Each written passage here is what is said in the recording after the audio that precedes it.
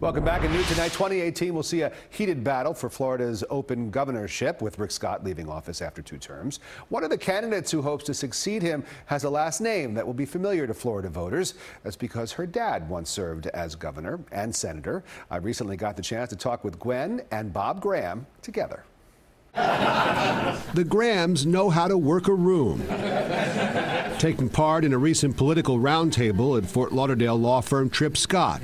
A love of politics runs in the family. The idea that your own daughter might be governor of this state, and the confidence that I have in her judgment and her ability to bring people together and get the things accomplished that this state needs to meet the challenges of today and tomorrow. Gwen clearly inspired by her father's political past. I remember just his commitment to the people of Florida and how hard he works every day, and I'm so honored to follow in that example of public service. Gwen Graham is a former member of Congress who says her top priorities are education. My commitment is to public education and to making sure that every child in Florida is able to receive a quality education. And the environment. I was born environmentalist. I will die environmentalist. I know we need to protect what is most precious here in Florida, our beautiful water, our beautiful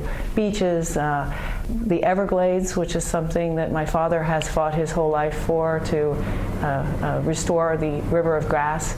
These are all great passions of mine, and as governor, I will get them done.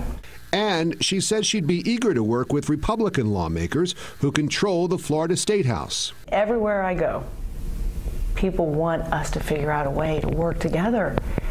I mean, that's how you reach the best decisions, is bringing people together who have different points of view, but then let's walk out of the room with a solution.